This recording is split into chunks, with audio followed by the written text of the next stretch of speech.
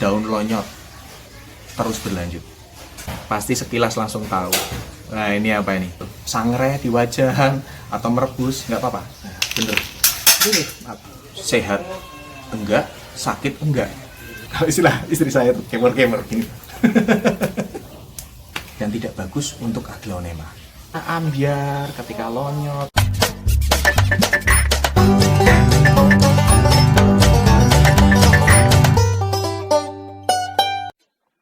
Terima kasih sudah mampir ke video ini. Jangan lupa klik tombol subscribe dan tekan loncengnya. Karena subscribe itu gratis, agar tidak ketinggalan dengan video-video kami. Selamat menonton! Halo teman-teman Super Agloneman, jumpa kembali di Riman Vlog dan Kirina Nursery. Apa kabar? Semoga sehat dan berlimpah berkah ya. Dan ngomong soal kesehatan nih kayaknya berbanding terbalik nih dengan kondisi aglonema. Banyak teman-teman yang mengeluhkan, Mas, ini akhir-akhir ini kenapa ya aglonema saya kok pada banyak yang ambiar gitu kan. Ada yang daun menguning, daun lonyot, tangkai lonyot, akar batang lonyot. Aduh, yaitu tantangan di musim penghujan apalagi. Nah, seperti yang diketahui beberapa waktu lalu saya pernah mengungkapkan kalau aglonema sehat itu 60% tergantung dari media tanamnya. Pertanyaannya, kapan waktu yang tepat untuk mengganti media tanam dan apa alasannya? Kita bahas satu persatu ya. Alasan yang pertama, media tanam perlu diganti adalah aglonema terindikasi terkena serangan patogen. Nah, ciri-ciri kena serangan patogen itu seperti apa, Mas? Daun menguning dan itu terus berlanjut. Daun lonyot terus berlanjut. Tangkai, batang lonyot, bahkan sampai akar itu lonyot. Nah, itu sudah nggak perlu lagi kompromi. Wah, nanti, segera aja diganti. Karena itu sudah berbahaya. Patogen itu apa sih, Mas? Patogen itu adalah hal-hal buruk yang menyerang aglonema tersayang kita ya. Bisa bakteri, bisa jamur, bisa virus, hama atau kutu. Kutu itu bisa menyerang daun, tangkai, batang, bahkan akar ya. Nah, itu harus segera dilakukan, bongkar media, bongkar pot, dan segera kita treatment apa yang terbaik bisa dilakukan. Saya contohkan satu ya. Ini dia. Ini adalah aglonema rindu, ya kan? Kelihatan dari fisiknya aja tidak baik-baik saja. Ya enggak? Pasti sekilas langsung tahu. Nah, ini apa ini? Jadi ini belum saya bongkar. Pas banget. Beberapa waktu lalu ada satu daun yang lonyot. Kemudian saya bau gitu. Oh, kena bakteri karena baunya busuk. Akhirnya saya ambil tisu, saya bersihkan. Kemudian saya beri taburi Agrip 20 WP. Agrip itu bakterisida ya. Nah, beberapa waktu sembuh. Wah, ini udah sembuh, ya udah tak diemin aja. Nah, ini kok serangannya berlanjut nih. Ini kelihatan sekali. Nah, di sini. Ini kan daunnya mulai lonyot lagi. Kemudian yang sebelah sini ya. Sebelah sini. Seperti ini. Saya nggak mau kompromi lagi. Langsung dibongkar.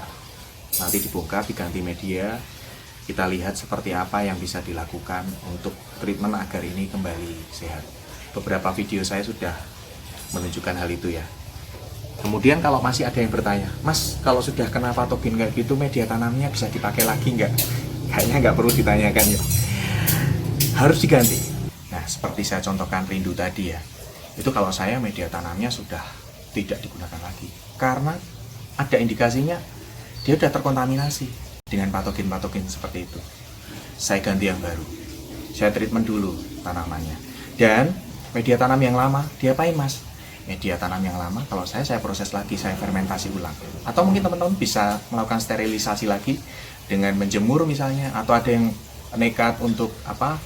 Itu loh, sangrai di wajahan atau merebus, nggak apa-apa. Itu punya teknik tersendiri. Kalau saya yang penting jangan digunakan dulu lagi. Diproses lagi. Itu yang pertama. Nah, alasan kedua, media tanam perlu diganti adalah pot sudah tidak proporsional lagi. Dan akarnya memang sudah terlalu banyak. Nah, ini perlu diganti. Saya ambilkan contoh ya.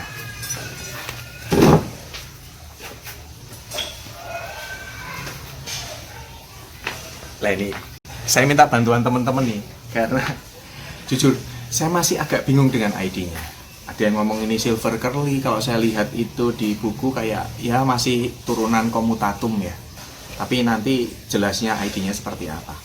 Tapi ini lihat dari penampakan fisiknya kan, dia besar gitu, pohonnya kecil. Ini pasti akarnya banyak nih. Nah, bener. Ini, nah nih lihat, akarnya nyembul-nyembul semua. Nah, sudah nih.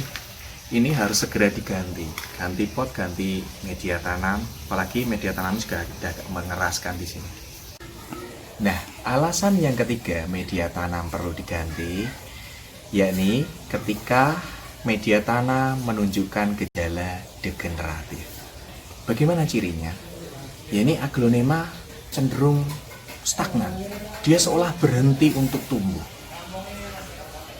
Sehat enggak, sakit enggak, segitu-gitu aja. Daun tumbuhnya mengerdil. Lalu seolah-olah kita kok menilai ini nggak ada perkembangan gitu kan. Padahal aglonema yang sehat itu sebulan minimal daunnya nambah 1, ya kan. Nambah 2 itu bonus bagus banget berarti. Nah, kalau sudah terjadi seperti ini berarti ini ada yang nggak beres dengan media tanamnya. Sepertinya media tanam sudah terlalu lama digunakan sampai memadat mengeras. Nah, itu segera diganti. Nah, pertanyaan juga nih bagi teman-teman seperaglonema, kenapa aglonema kok harganya mahal-mahal? Ya numbuhin daun 1 aja butuh sebulan ya kan, lama banget. Kalau pengen cepet ya itu nanam krokot, tancep seminggu brul, banyak banget memenuhi teras depan ya, di taman depan gitu. Nah, alasan yang keempat media tanam perlu diganti karena media tanam terjadi pengikisan. Pengikisan media tanam itu seperti apa? Pengikisan media tanam terjadi karena penyiraman. Ya kan, media tanamnya kan disiram terus-menerus. Jadi dia terkikis. Lalu dikasih bahan kimia yang banyak. Pestisida berulang-ulang, ada pemupukan yang berkali-kali gitu kan. Lalu mungkin kena air hujan, kalau saya ini kan nggak kena air hujan ya. Kalau dihujan-hujankan mungkin itu juga terkikis.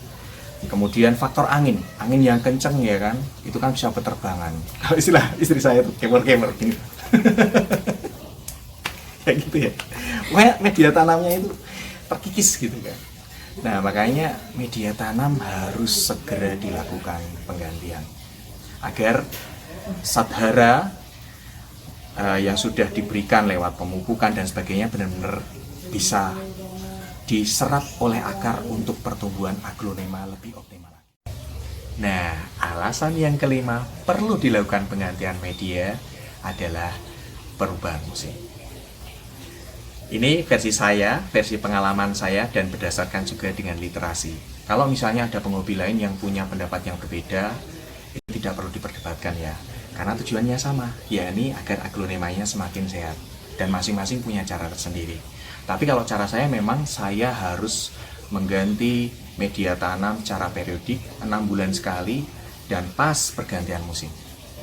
Kenapa? Ini berdasarkan pengalaman. Jadi beberapa waktu lalu ketika musim kemarau, saya menggunakan komposisi media tanam yang lebih banyak mengikat air. Sehingga nutrisinya bisa mudah terserap. Ketika media tanam itu masih digunakan saat musim penghujan, terjadi perubahan ekosistem dan sebagainya, kelembapan udaranya semakin tinggi, suhu udaranya rendah sehingga penguapannya sedikit. Akhirnya justru media tanamnya semakin lembab dan tidak bagus untuk aglonema. Jadi teman-teman tentu ingat ya, beberapa video saya ada yang kena patah pinggang sampai 2 ya kan. Ada juga masalah-masalah yang lain. Nah, itu karena salah satunya media tanam yang memang perlu diganti secara periodik. Dan media tanam yang saya sesuaikan dengan musim penghujan yang mengikat air, itu komposisinya saya kurangi. Dan takarannya sudah pas. Akhirnya tanaman saya tumbuh dengan optimal dan baik. Nah, di buku silangannya Pak Greg Hambali, Kiblat Aglonema Dunia, terbitan Gramedia, di situ disebutkan penggantian media tanam sebaiknya secara periodik 6 bulan sekali. Dan di situ juga ditulis kalau pada musim kemarau itu ditambahi komposisi atau bahan-bahan yang mengikat air seperti humus, kompos, atau kokopit. Nah, pas ya. Jadi cara pengalaman dan cara literasi cocok. Makanya saya mengganti media tanam ketika perubahan musim. Kemudian yang terakhir, alasan dilakukan penggantian media tanam untuk mengecek kesehatan akar. Jadi kalau misalnya tadi yang pertama ya tidak terjadi gangguan patogen, lalu berikutnya tidak terjadi pengikisan atau tidak terjadi dengan degenerasi media tanam misalnya, ya berarti kita lakukan penggantian media untuk mengecek kondisi kesehatan akar. Pas sesuai tadi sebelumnya, yakni diganti secara periodik 5-6 bulan sekali atau pas perubahan musim. Nah, itu sekalian untuk mengecek akar, apakah akarnya sehat. Jangan menunggu ketika ambyar, ketika lonyot, ketika hancur, lebur, tak berbekas, baru diganti ya. Kita cek akarnya, putih, bersih, atau justru sebaliknya, terjadi perubahan warna. Warnanya coklat, berair, bahkan busuk. Nah, makanya kita tetapkan, selain alasan-alasan tadi, penggantian media tanam untuk mengecek kesehatan akar. Nah, itu tadi teman-teman seperaglaunemaan tentang 6 alasan dilakukan penggantian media tanam. Semoga bermanfaat untuk Anda dan semoga menginspirasi. Sampai jumpa di video selanjutnya. Saya tak ganti media tanam dulu ya, yang tadi.